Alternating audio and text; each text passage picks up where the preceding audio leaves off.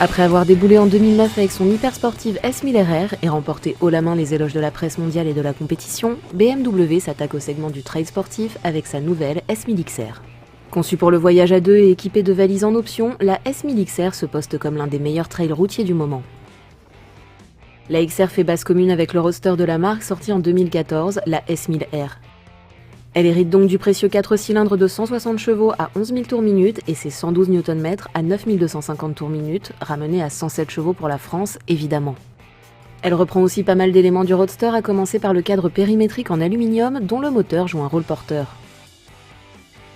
Néanmoins, la cartographie d'injection de la XR a été entièrement revue pour mieux coller à l'orientation plus routière. Son phare à LED, disponible en option, renforce davantage l'agressivité du bestiau campé sur sa béquille latérale ou sur la centrale de série. Une fois le 4 cylindres en route, l'échappement délivre un bruit sportif très sympa. Ça pétarade même gentiment au rétrogradage sur le mode dynamique, un peu moins sur les cartographies Rain et Road.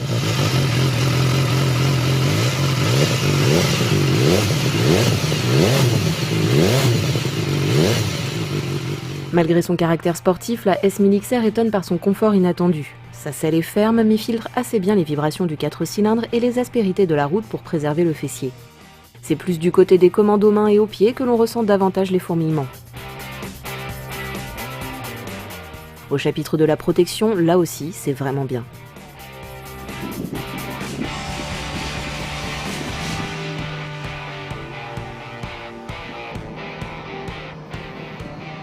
Alors cette BMW S1000XR, moi c'est mon petit coup de cœur de l'année.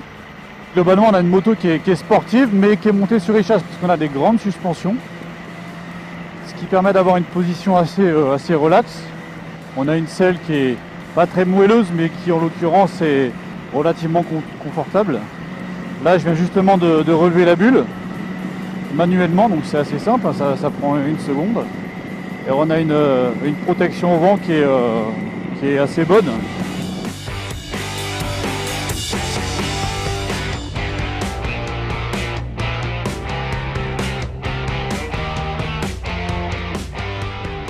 Bien que la S1000XR puisse se vanter d'une autonomie qui varie entre 250 km en mode très sportif et 320 km en mode cool, en plus de ses suspensions électroniques réglables au guidon, c'est surtout à vive allure que la BM surprend.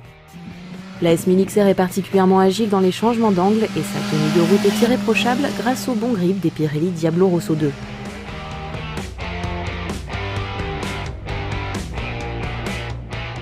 Les 3 cartographies d'injection permettent de se sentir en sécurité, tandis que le traction control est plus actif selon le mode choisi.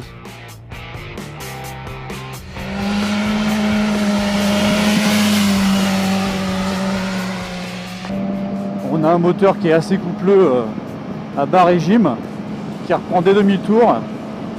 Et ensuite la montée en régime elle est vraiment fabuleuse. C'est vrai que là d'origine le pot il est vraiment fabuleux. Un peu trop parfois même. Parce que sur un 300 bornes justement on peut trouver ça un peu bruyant. Alors il y a un truc qui est vraiment génial, c'est ce shifter pro qui permet évidemment la montée des rapports sans utiliser l'embrayage, mais évidemment aussi la descente. Le feeling est impeccable.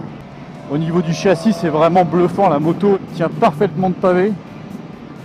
Et alors le plus bluffant, c'est que c'est un trail routier, mais on n'a pas l'inertie ou le centre de gravité assez haut d'un trail. Au contraire, le centre de gravité il paraît assez bas, donc on conserve vraiment une bonne agilité. Donc, alors l'ABS c'est génial, le freinage. Voilà, on s'arrête en un clin d'œil, c'est vraiment parfait.